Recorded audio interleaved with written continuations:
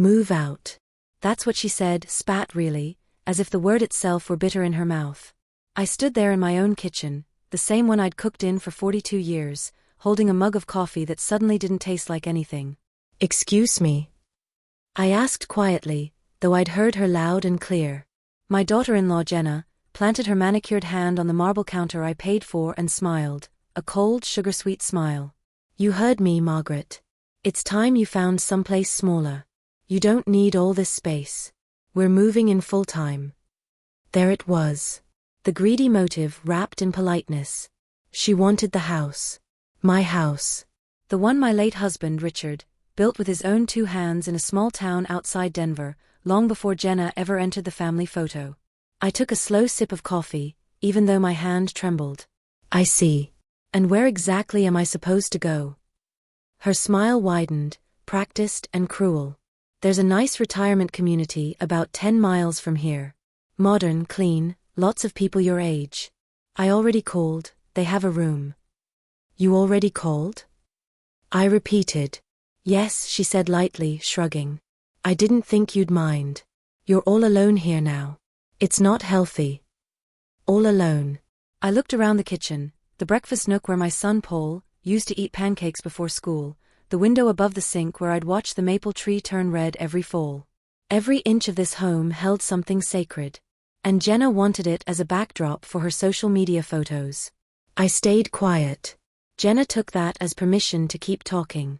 Paul and I have been thinking long-term, she went on. We could expand, maybe add a nursery when the baby comes. This neighborhood is perfect for raising kids. You'd want that, right? For your grandchildren. The words sliced clean. They'd been trying for years, and the moment she said baby, she knew it would soften the blow. She used family as a weapon, and I hated that she was good at it. I set my mug down. So you want me out by when? She blinked, surprised I wasn't arguing. The end of the month would be great. Gives you time to pack. Generous of you, I murmured. She missed the sarcasm entirely. Oh, and Paul's working late tonight, so don't bother calling him. He's already on board with this. He agrees it's better for everyone. Better for everyone. Translation, better for her. I nodded slowly, hiding the shaking in my hands. All right, Jenna. I'll think about it. She smiled as if she'd won a trophy. Good. I knew you'd be reasonable. She gathered her purse and her phone, heels clicking across the tile as she left the kitchen humming a pop song under her breath. When the front door shut, I sank into the nearest chair and let the silence close around me. Paul was on board. That hurt more than her words. My son, the boy who used to promise me he'd always take care of me, had given her permission to evict his own mother. For what? For a nursery? For a bigger mortgage? For peace in his marriage? The greed in this house had started small, like a crack in the foundation. But now it was splitting everything apart. That night, I walked through the house alone. The hallways echoed with my own footsteps, and every creak in the floorboard reminded me of Richard's laughter, his steady voice saying, "You'll always be safe here, Maggie." Safe. Funny word. In the living room, the fireplace mantel still held a photo from our 40th anniversary party, Richard in his navy suit, arm around me, both of us smiling at something the photographer said. Behind us in that same photo, barely noticeable, was a young woman with chestnut hair and a bright red dress. She was Jenna's best friend back then. Laurie Bennett. They'd been inseparable once, until money got between them. I remembered overhearing the whispers years ago. Laurie and Jenna had started a small interior design business together, but only one of them had walked away with the profits. Jenna. After that, Laurie disappeared from the family gatherings, the brunches, the Christmas cards. She moved across town, opened her own firm, and I hadn't seen her since. But I remembered her kindness, the way she helped me set the table, how she talked about wanting to make homes feel like love made visible. She was nothing like Jenna. I stood there staring at that photograph, an idea flickering to life so quietly it almost scared me. Maybe I wasn't as powerless as they thought. The next morning, Paul came by before work. He wore that apologetic smile he always used when he knew his wife had crossed a line. "Mom," he started, "Jenna didn't mean it that way." I raised an eyebrow. "She told me to move out, Paul. That's a pretty clear way." He sighed. You know how she gets. She just wants everyone comfortable. Comfortable in my home? He rubbed the back of his neck. Look, we're trying to build a family. We can't afford something this nice right now, and it doesn't make sense for you to live here alone. You could sell, make a good profit, get a place near town. It'd be easier for you. There it was again, the gentle manipulation that sounded like concern. You want me to sell the house, I said flatly. It's just practical, he said. You've got equity sitting here doing nothing. Jenna even talked to a realtor friend. I cut him off. You've already made plans without me. He hesitated. We were just trying to help. I smiled bitterly. Help yourselves, you mean? His face tightened. That's not fair. Neither is throwing your mother out of her home. He exhaled sharply, checked his watch. I have to go. Let's talk again when things calm down. Don't worry, I said. By then, everything will be settled. He paused in the doorway, maybe sensing the tone in my voice, but didn't ask. He just nodded and left. Later that day, I opened my husband's old file cabinet, the one tucked behind the sewing machine in the spare room. Inside were yellowed papers, tax records, the original deed to the house. And at the very back, a document I hadn't seen in years, property title, Henderson Estate. Richard had always added my name to everything. Just in case, he used to say. So you'll never have to depend on anyone else. As I ran my fingers over the embossed seal, I felt a quiet surge of relief. Jenna might have control over my son, but she didn't own me, or this house. Not yet. That evening, I sat on the porch watching the sun dip behind the hills. Across the street, the Bennett's old mailbox still leaned slightly to the left, paint fading. Laurie's family had moved years ago, but her design firm's name, LB Home & Style, still showed up on billboards near the highway. I wondered if she remembered me. If she remembered Jenna. If she'd still want revenge. The next day, I drove into town, past the bakery, the old post office, and parked in front of a modern office with glass doors and gold lettering, LB Home & Style Interiors. Inside, a young receptionist smiled. Welcome. Do you have an appointment? I'm here to see Ms. Bennett, I said. Name? Margaret Henderson. She'll remember me. The receptionist's polite expression faltered slightly. She picked up the phone. After a few murmured words, she smiled again. She'll be right out. A moment later, Laurie appeared, older now, mid-40s, with the same chestnut hair, softer at the ends. Her eyes widened when she saw me. Mrs. Henderson? Oh my goodness. It's been years. I smiled gently. Yes, it has. You look well, Laurie. I've tried, she said with a laugh. Then her tone softened. How's Paul? And she hesitated. Jenna? I let the pause hang. She's doing just fine. In fact, she's about to get exactly what she wants. Laurie tilted her head. And what's that? My house, I said. But I think I'd rather give it to someone else first. Her brows lifted. You mean, sell it? Yes, I said. To the right buyer. Something flickered behind her eyes, curiosity mixed with old pain. You know, Jenna and I haven't spoken in almost 10 years. Not since she took our business idea and ran off with my clients. I nodded slowly. I know. That's partly why I'm here. Laurie studied me for a long moment, then smiled faintly. You're serious, aren't you? Dead serious. We sat together in her office for almost 2 hours. I explained everything, Jenna's cruelty, Paul's indifference, the pressure to sell. Laurie listened quietly, occasionally jotting notes. When I finished, she leaned back and crossed her arms. Mrs. Henderson, I don't usually buy residential properties. But for that woman's house? I'll make an exception. I laughed softly. Good. Because I'll sell it to you at a price she'll never be able to match. Her smile sharpened. Consider it poetic justice. As I left her office, papers already drafted, I felt lighter than I had in years. The fear was gone. The grief had melted into something stronger, resolve. They wanted me gone. Fine. I'd leave. But I'd make sure the person replacing me was someone Jenna would never stomach seeing again. That evening, I returned home to find Jenna rearranging furniture in the living room. She turned, fake sweetness coating her words. "Oh, you're back. Did you visit that retirement place I mentioned?" "Not exactly," I said, hanging up my coat. Her brow furrowed. "Then where were you?" I smiled. "Making arrangements." She laughed. "Well, I hope it's somewhere nice. Because Paul and I are meeting with a realtor next week." I nodded slowly. "You might want to hold off on that." Her eyes narrowed. "Why?" "You'll see soon enough." That night, after she went upstairs, I walked through the dark house one last time. The floors creaked softly, as if whispering goodbye. I touched the wall near the staircase where Richard's handprint had once smudged paint, and smiled. "You'd be proud of me, love," I whispered. "You always said I'd never let anyone push me around." I didn't. In my study, the sale documents sat in a neat folder, waiting for tomorrow's signature. Laurie had promised everything would move fast. And when Jenna discovered who bought the house she thought was hers, her perfect little world would crumble.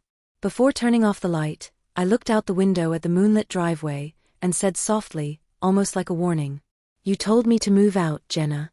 Just remember, be careful who moves in." When I woke up the next morning, sunlight poured through the lace curtains, bright and sharp like a truth that couldn't be ignored. The folder with the sale documents sat neatly on my nightstand, a silent promise waiting to be kept. But before I could sign anything, I had to face the people who pushed me to this edge. By noon, the house was alive with noise, Jenna's voice carrying from the hallway, her heels clicking, her tone sharp. "Paul, tell her it's time," she said. "The sooner we start packing, the better." I stepped into the hallway, folding my hands calmly in front of me. "Packing? For who?" Jenna turned, perfectly composed in her silk blouse and white jeans, the picture of suburban control. "For you, of course. We talked about this." "I didn't agree to anything," I said. She smiled sweetly, like a cat about to pounce. "Oh, I know. But we can't just wait around. The realtor's coming this weekend for photos." Paul appeared behind her, hair still damp from his morning shower, eyes downcast. "Mom, we just want to move things along. No pressure." "No pressure," I repeated softly. "You're photographing my home for sale. Without my consent." Jenna crossed her arms. "Margaret, you're being unreasonable. This is what's best for everyone. You'll get a nice little check, we'll get to start our family, it's a win-win." Her words dripped with fake sweetness, but her eyes were cold. She didn't care about best for everyone. She cared about ownership, image, control. I took a breath, steady and slow. "If you want this house so badly, Jenna, you'll have it. Just, not the way you think." She tilted her head, clearly amused. "Meaning what?" I smiled faintly. "Meaning patience is a virtue. You might want to learn it." Later that day, I went to the notary's office. Laurie was already there, waiting at a small round table near the window. She looked professional but calm, chestnut hair pinned neatly, soft beige blazer, dark jeans. When she saw me, she smiled. "Ready?" "More than ever," I said, sliding into the seat. The notary checked our IDs, flipped through the paperwork, and then handed me a pen. As I pressed my signature onto the final page, a sense of calm washed over me, an almost sacred peace. For the first time in months, I felt like I was the one holding the reins again. When it was done, Laurie extended her hand. "It's official. I own the Henderson property." I shook her hand, steady as a rock. "And you have no idea how satisfying that sentence is." That night, I made dinner for all of us, as if nothing had happened. Jenna and Paul came home late, arguing in hushed voices that weren't nearly as private as they thought. "She's stalling, Paul. That old woman is trying to make this difficult on purpose." "Keep your voice down," he hissed. "She'll hear you." "She should hear me," Jenna said, marching into the kitchen. "Maybe then she'll understand who's in charge now." I didn't look up from the pot of soup I was stirring. "Who's in charge?" I repeated mildly. She froze, caught off guard. Paul stepped in, awkward smile plastered on. "Mom, Jenna didn't mean." "It's fine," I said calmly, ladling soup into bowls. Everyone means what they say the first time. We ate in tense silence. The only sound was the clinking of silverware against bowls and the ticking of the old wall clock. Halfway through dinner, Jenna cleared her throat. By the way, I spoke to the realtor today. She says we'll need to schedule the first walkthrough for Monday. I looked up slowly. Realtor? Yes, she said, smiling too widely. She'll bring a few buyers by, just in case you're still undecided. We might get an offer you can't refuse. Oh, I've already got one of those, I said, sipping my soup. She blinked. What do you mean? I set my spoon down and smiled faintly. You'll find out soon enough. The weekend came and went quietly. On Monday morning, Jenna woke up early, dressed in a pale blue dress, hair perfectly styled, and moved through the house like a hostess preparing for a magazine shoot. Flowers on the table. Fresh cookies in the oven. She even lit one of my old cinnamon candles. She thought she was about to impress a realtor. At 10 sharp, a silver SUV pulled into the driveway. Jenna practically sprinted to the door, grinning. Welcome. Come in. But when the woman stepped inside, Jenna froze. It was Laurie. Jenna's jaw tightened, her smile faltering. Laurie, what are you doing here? Laurie smiled pleasantly, her tone dripping with polite venom. I'm here to look at the property. Beautiful home, isn't it? Jenna's eyes darted to me, then back to Laurie. This isn't funny. Oh, I'm not joking, Laurie said. In fact, I believe congratulations are in order. I just finalized the purchase this morning. Jenna's face drained of color. What? Paul, who had wandered in half asleep, stopped in his tracks. Wait, what's going on? I folded my hands, calm as ever. It's simple. The house has been sold. The new owner is standing right there. Jenna turned on me, voice rising. You sold it? Without telling us. I told you, I said quietly, that patience is a virtue. You told me to move out, so I did the next best thing. I made sure someone else moved in. Laurie smirked. Someone you really didn't want. Jenna's hands balled into fists. You can't do this. Paul, tell her she can't do this. Paul looked helpless, eyes darting between us. Mom, is this real? It's signed, sealed, and notarized, I said. Completely legal. Laurie pulled a folder from her bag and handed it to Jenna. You're welcome to check the paperwork, though I doubt you'll enjoy it. Jenna snatched it, flipping through pages with shaking hands. Each one bore my signature, and Laurie's. Her voice cracked. You sold it to her? My ex-business partner. Yes, I said softly. I thought it poetic. Her eyes blazed. You spiteful old. Careful, I interrupted, my tone sharp as a blade. This is still my home until the end of the month. Watch your words. She froze, breathing hard, face flushed. Paul rubbed his forehead, muttering, Oh my God.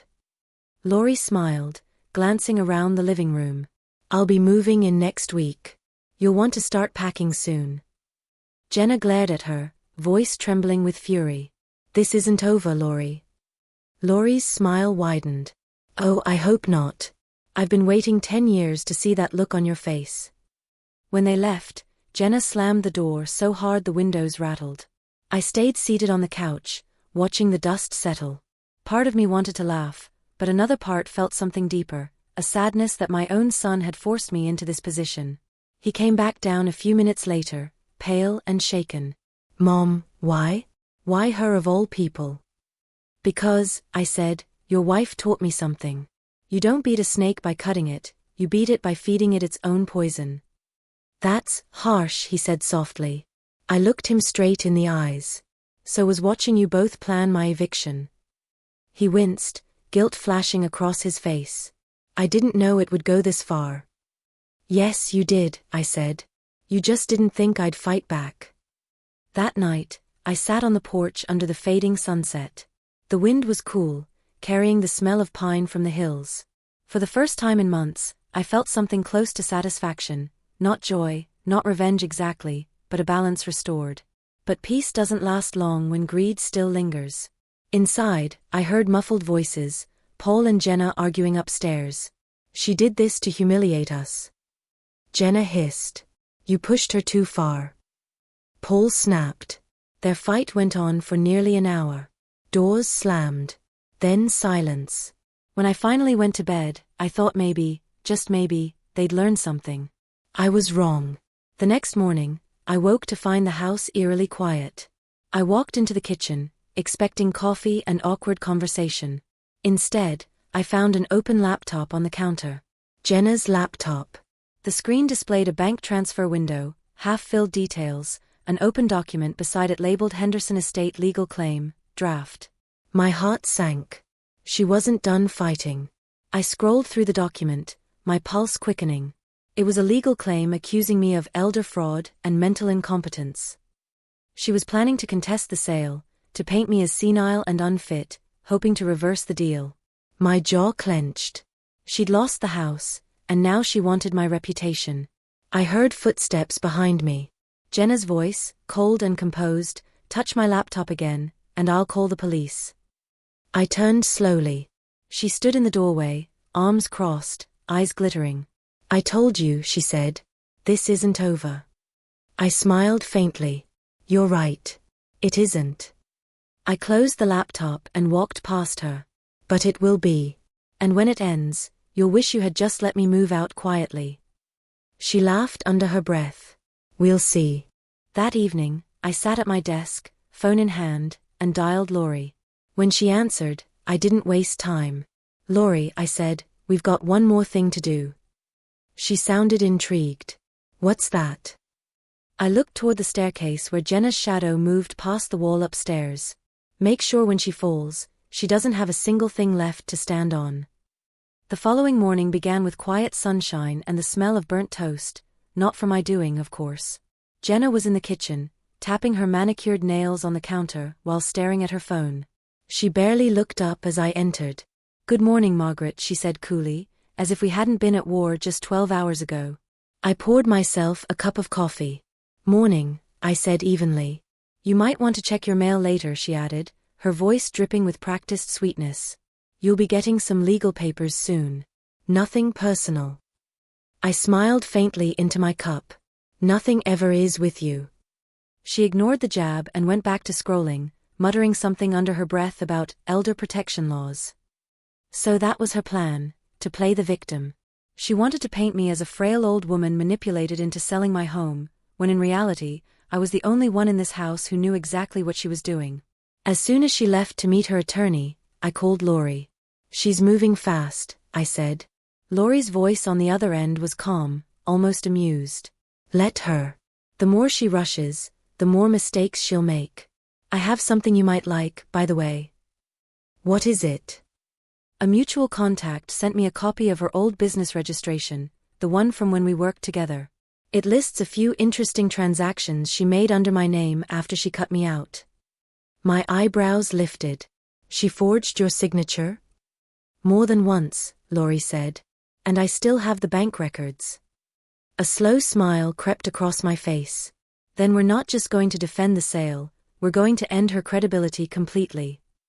By noon, I was sitting at Lori's office, sipping black coffee while she laid out papers like a chessboard. She doesn't realize, Lori said, that contesting your sale will drag her old financial history into the light. Once we show that she has a record of falsifying documents, no judge will believe her claim against you.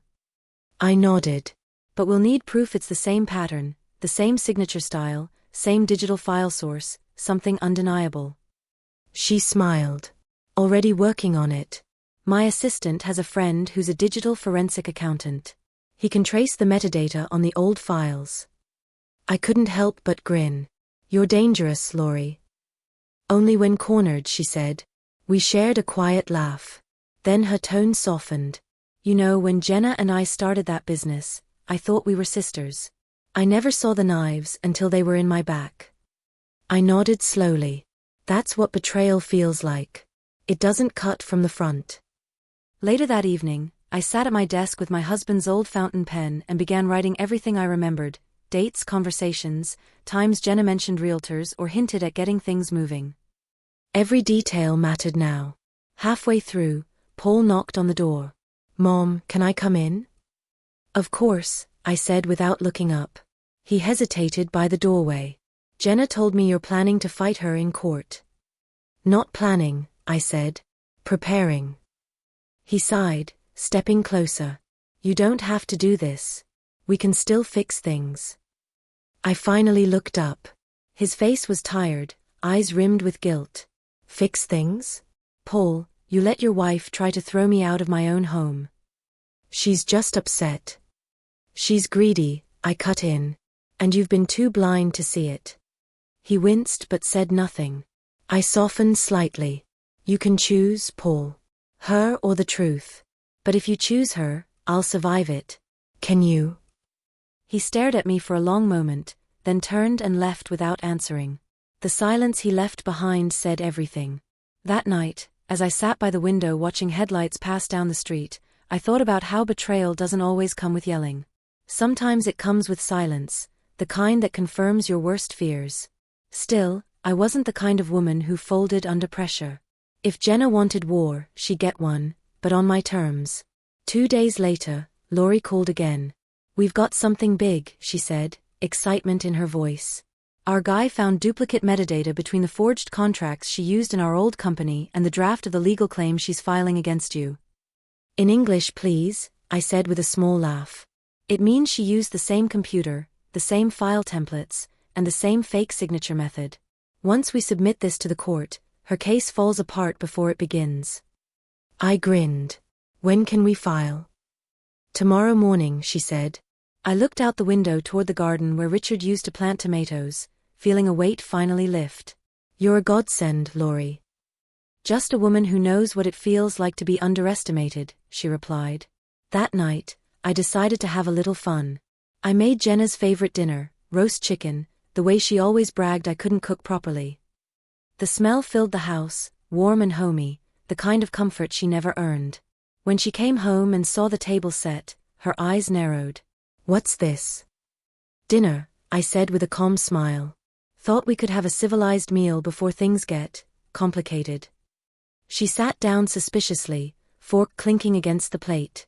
You're awfully calm for someone about to lose everything. Oh Jenna, I said sweetly. You really should stop assuming. She froze mid-bite. What's that supposed to mean? I met her gaze. You'll find out soon enough. The next morning, I arrived at the courthouse with Lori by my side. Jenna was already there, flanked by her attorney, a smug man in a slick suit who looked like he'd learned ethics from a reality show. He leaned back in his chair. This is simple. We're filing a motion to contest the property transfer under elder fraud. Your client was clearly manipulated. Lori raised an eyebrow. By whom? Herself. He ignored her. If this goes to trial, it'll get messy. I smiled faintly. Messy's fine. I've cleaned worse. The hearing lasted barely 30 minutes. Lori's team presented the metadata report, hard, digital evidence proving that the same computer used for Jenna's forged contracts years ago had generated her new legal claim. The judge's expression changed immediately. Are you accusing this woman of fraud while submitting forged documents yourself? Jenna's lawyer stammered. Your Honor, we had no idea. Then you should have done your homework, the judge said sharply. This motion is dismissed. Jenna's face turned pale. I stood up calmly. Thank you, Your Honor. As we left the courtroom, Lori whispered, that went better than expected. I smiled. Revenge tastes best when served legally. But the day wasn't over yet. When I got home, I found Paul waiting in the driveway. He looked defeated, holding a brown envelope in his hands. Mom, he said quietly. You were right. I frowned. About what? He handed me the envelope. Inside were printed emails, messages between Jenna and a real estate broker. She'd been planning to sell the house again after she got me declared unfit. Behind my back. Behind even Paul's back. I found these on her laptop, he said. She didn't just want the house. She wanted everything, the money, the insurance, even Dad's retirement fund. For a moment, I couldn't speak. The betrayal had deepened past greed, it was cruelty. Paul's voice broke. I didn't believe you.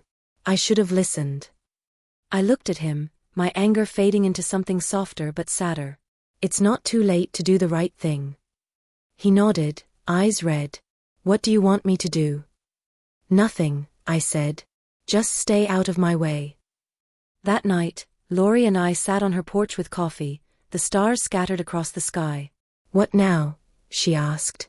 Now, I said, we make sure she learns there's a price for everything. Lori leaned forward. You're not done, are you? Not even close, I said. Tomorrow, she'll get an eviction notice from you. But I'm not just kicking her out. I'm going to take back everything she tried to steal. Lori smiled slowly. You've got something planned. Oh yes, I said. And it's going to hurt more than losing a house. The next morning, I watched from the upstairs window as the mail truck stopped at the curb. Minutes later, Jenna's shriek echoed through the hallway. What is this? She burst into the living room, waving a letter in her hand. Her face was pale with fury. Eviction notice? This is harassment. I looked up from my tea. Oh, you'll have to take that up with your new landlord. Lori Bennett? She yelled. You let her throw me out? She owns the property, I said calmly.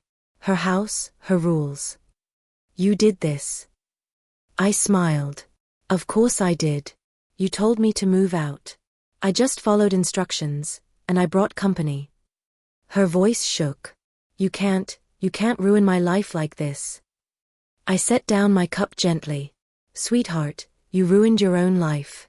I just wrote the ending. She stormed upstairs, shouting something about lawyers and revenge. But I didn't follow. Instead, I looked out the window toward Lori's car pulling up outside. She stepped out, sunglasses glinting in the sun, holding a thick folder of final property records. When she caught my eye through the window, she smiled and mouthed, Ready? I nodded slowly. Tomorrow, we'd go public, with everything. The fake business records, the failed lawsuit, the sale, the eviction. Jenna had spent years building her image on lies. And now, Lori and I were going to tear that image down. The air inside the house felt heavier that morning, thick, expectant, like the seconds before a storm breaks. Lori's car was already parked outside, and I knew what that meant. Today was the day. It wasn't just about revenge anymore. It was about reclaiming dignity. Jenna had gone too far for too long, stealing, lying, manipulating. She thought she could twist the law, my son, and my home to fit her greed. She'd soon find out that even the smallest old woman could flip a world upside down when pushed far enough. I didn't have to wait long. By 10 o'clock, voices rose from the front yard. Jenna's voice was sharp, furious. Why are reporters outside my house? What is this? I walked out calmly, cardigan buttoned, coffee in hand. Morning, dear, I said. Lovely day for the truth, isn't it? Lori was already there, standing near her car with a few reporters from the local paper. She held a folder thick with documents, the same one we'd prepared the night before. Jenna whirled on me. You invited them?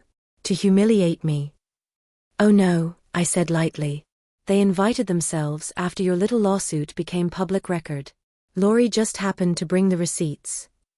Lori gave a polite nod, the kind of calm that only comes from having the upper hand. I simply thought the community might like to know who's been forging signatures and stealing from small business owners for years. Jenna went pale. You wouldn't dare. Oh, I would, Lori said. And I am. Paul came out just then, his tie half knotted, eyes darting between us. What's going on? Why are there cameras out front? Jenna spun toward him, voice trembling. Your mother and that snake are trying to ruin me. Lori folded her arms. Ruin you? You did that yourself when you tried to sue an innocent old woman using falsified evidence. The judge's order is public now, anyone can read it. Paul blinked. What order? Lori handed him a printed copy. The court dismissed Jenna's case yesterday, on grounds of fraud and falsified documents. Your wife nearly committed perjury. Paul's eyes moved across the page, his lips parting as he read. His voice came out quiet. Jenna, you lied? She tried to grab the paper. It's not true. They're framing me. Framing you with your own laptop? I asked. The same one you used to file the false claim? Jenna froze, realization flickering in her eyes. You went through my things? No, I said softly. You left them open. Careless of you. The reporters were loving every minute of it. Cameras clicked, pens scratched across notepads. Lori turned to one of them and said, "Just for the record, Jenna here also owes me $48,000 in stolen business revenue from 2013. I've been patient for 10 years. Consider this the interest payment." Jenna's voice rose, desperate now. "This is slander. I'll sue you." "Please do," Lori said sweetly. "I have the originals of everything. I'd love to see you try." Paul looked completely broken. "Jenna, please. Tell me you didn't do all this." She reached for him, eyes glistening. "I did it for us. For our future. I was trying to secure the house, the money." I cut her off. "You mean my house? My money? My life's work?" Her head snapped toward me. "You wouldn't understand. You've had everything handed to you." I laughed softly. "Handed to me? Jenna, I spent 40 years building this with my husband. You married into it and called it yours. That's not ambition, that's theft." For a long moment, no one spoke. The only sound was the rustle of paper as one of the reporters adjusted her recorder. Then Lori took a step forward. "In case anyone's wondering, yes, the new deed is already filed. This property is legally mine. Mrs. Henderson here is my tenant until she chooses to move out. And as of next week, you, Jenna, are no longer authorized to be on the premises." Jenna's eyes widened. "You can't." "I can," Lori said firmly. "And I will." Paul's shoulders slumped. He whispered, "Jenna, we need to leave." She looked at him in disbelief. "You're taking her side?" He shook his head slowly. "I'm taking the truth's side. I've had enough lies." She stared at him like she didn't recognize him, tears brimming but refusing to fall. Then, with a choked sound, she turned and stormed into the house. The screen door slammed behind her, rattling like thunder. The reporters began packing up, satisfied they'd witnessed a scene worth printing. Lori handed one of them her card. "I'll send you copies of the court documents," she said smoothly. When they left, she turned to me, her calm mask slipping just slightly. "You okay?" I nodded, exhaling slowly. "Better than I have been in a long time." She smiled. "Then we're not done yet. There's still one more thing." That afternoon, Lori and I met at her office. She handed me a small USB drive. "Everything she tried to delete is on here. The fake invoices, the stolen funds, the messages between her and the realtor. It's all backed up. We can press full charges if you want." I held the tiny drive in my hand, its weight feeling heavier than it looked. "Do I want to?" I repeated. Lori studied me quietly. "You deserve justice, Margaret." "Yes," I said. "But maybe justice isn't always about punishment." She tilted her head. "What do you mean?" "Sometimes," I said softly, "it's about letting someone face the mirror they've been avoiding. I want her to see what she's become, and what she's lost." Lori smiled faintly. "That's a far sharper wound." That evening, I found Jenna sitting in the living room, the lights dim, her makeup smeared. The woman who once strutted around this house like a queen looked like a ghost of herself. When she saw me, she glared weakly. "Come to gloat?" "No," I said, sitting across from her. "Come to remind you of something." "Save your lessons," she muttered. "Do you remember when you first came into this family?" I asked. "How you called me Mom. How you used to bring flowers on Sundays. I believed you meant it. And maybe once you did. But then greed made a home in your heart." She looked away. "I just wanted security." "You wanted control," I said gently. "And now you've lost both." For a long time, neither of us spoke. The house was silent except for the ticking clock on the mantel. Finally, I stood. "You'll need to leave by the end of the week. Lori's being generous not to press charges." Her voice cracked. "Where am I supposed to go?" I met her eyes. "Maybe somewhere smaller. It's not healthy to stay in a place that doesn't belong to you." The words echoed, her own words, turned back at her. She dropped her gaze, her shoulders sagging. You hate me. No, I said softly. I pity you. That night, Paul came into my room, eyes red from crying. She's leaving, he said quietly. She's packing her things. I nodded. I don't know what to do anymore, he admitted. I married a stranger, Mom. I touched his arm gently. You married the person you thought you could save. But some people only drown you deeper. He closed his eyes. Can we ever fix this? Maybe, I said. But first, you have to stop letting guilt make your choices. He nodded slowly, tears sliding down his cheeks. I'm so sorry, Mom. I know, I said softly. And I forgive you. The next day, Lori came by with one last envelope, the final transfer notice confirming the property's ownership. Everything's done, she said. No loose ends. I smiled. You've given me back more than a house, Lori. You've given me peace. She smiled back. And you've given me closure. We're even. As she turned to leave, she paused at the door. You know, this place still feels like yours. Maybe one day it can be again. I watched her go, the afternoon light glinting off her car as she drove away. That evening, as the sun dipped low, I stood on the porch. Boxes sat by the curb, Jenna's clothes, her framed photos, her expensive shoes. Paul helped load them into the trunk of her car. When she finally turned to me, she looked nothing like the woman who had once ordered me to move out. She looked empty. Her voice was quiet. Goodbye, Margaret. I nodded. Goodbye, Jenna. She hesitated, eyes softening for a moment, then got in the car and drove away. I watched until the taillights vanished down the street. Inside, the house was quiet again. The kind of silence that doesn't ache anymore, just breathes. I ran my hand along the banister, feeling the grooves where Richard's fingers once rested. The home was safe again. Not just from outsiders, but from the rot of greed. As I passed the living room window, I saw my reflection in the glass, older maybe but unbroken. Sometimes, revenge isn't about destroying someone. Sometimes it's about rebuilding yourself in the ruins they left behind. Then my phone buzzed. A text from Lori. Margaret, you might want to see the evening news. I turned on the TV. There she was, Jenna, crying in front of reporters, claiming victimhood again, saying she was manipulated and betrayed. I watched in silence for a long moment. Then I smiled. Because I knew something she didn't. The station airing that interview? It was owned by one of Lori's closest friends. And by morning, the full truth would air, every file, every record, every lie. Jenna thought she still had control of the story. She didn't realize she'd just handed me the perfect ending. By sunrise, the story was everywhere. Local news, online blogs, community Facebook groups, all carrying the same headline.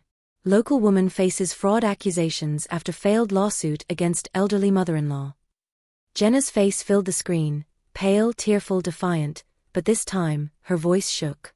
This has all been taken out of context, she said to a reporter. They're twisting everything. I only wanted what was right. But the more she spoke, the deeper she dug her own grave. By noon, the station aired Lori's interview, calm, factual and devastating. She forged contracts under my name, Lori said steadily.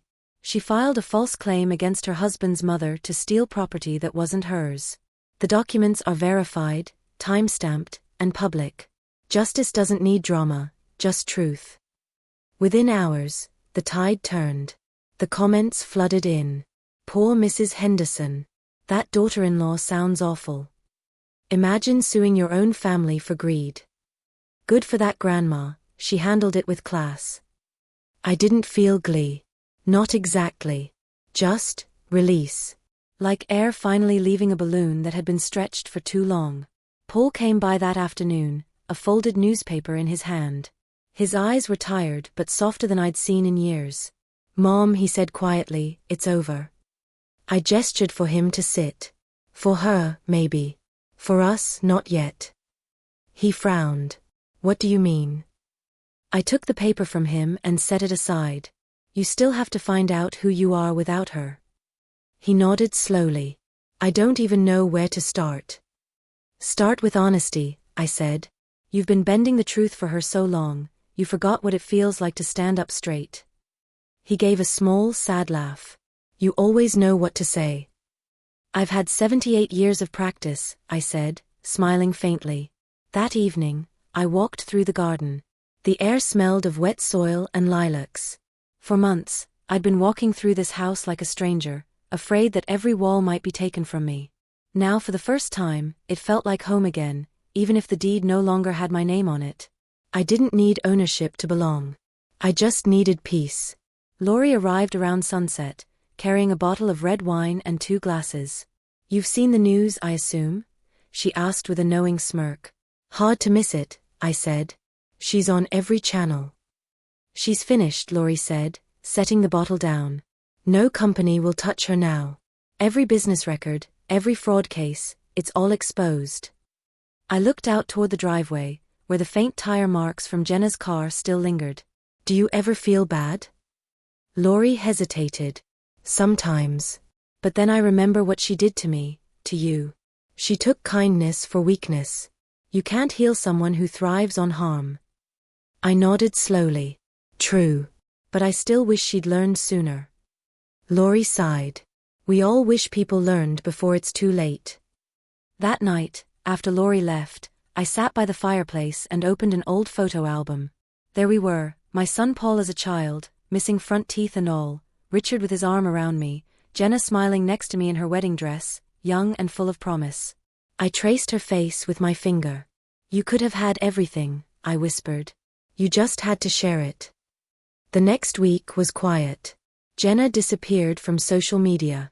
Her friends, the same ones she used to flaunt at parties, turned their backs one by one.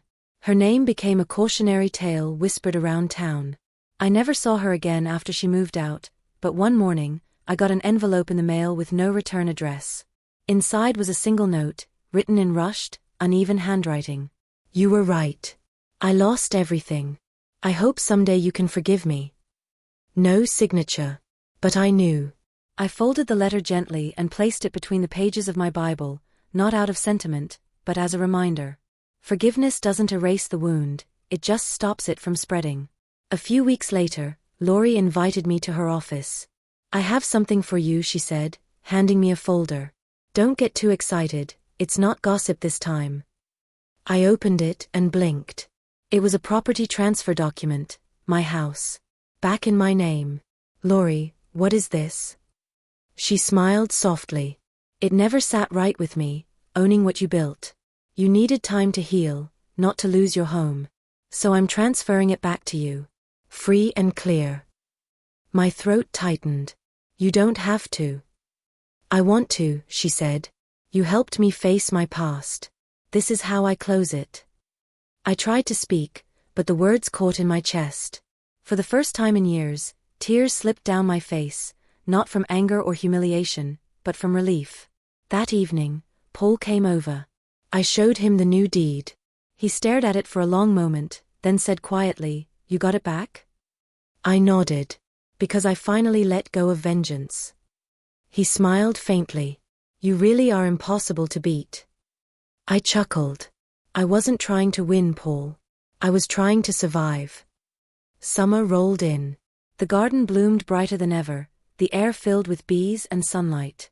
I started volunteering at the local library, organizing old story hours for children, reading them tales about kindness, fairness, and learning from mistakes. Sometimes, a story can teach what real life forgets. One afternoon, as I packed up books, a little girl asked, Miss Maggie, are your stories true? I smiled. Every story starts with truth. Some just need a few extra words to finish. That night, I sat on the porch with a cup of tea, watching fireflies dance near the fence. The house glowed softly behind me, windows warm, quiet, safe. Laurie texted one last time that evening. We did it. Justice served. I replied. Justice, yes. But peace, that's the real prize. The wind rustled through the trees, and for a moment, I could almost hear Richard's voice in it. Told you, Maggie, you'd always be safe here. I smiled and whispered, You were right, love. Just took me a while to remember. Then, turning toward the camera of my memory, The way I always imagine my story reaching others, I spoke softly to the empty air. If your own family ever calls you a burden, don't let them write your ending. Age doesn't make you powerless, silence does. And sometimes, the best revenge isn't anger, it's living long enough to outlast their lies. I raised my teacup toward the night sky. Here's to second chances, and to knowing when to say, move out? No, darling. You move on.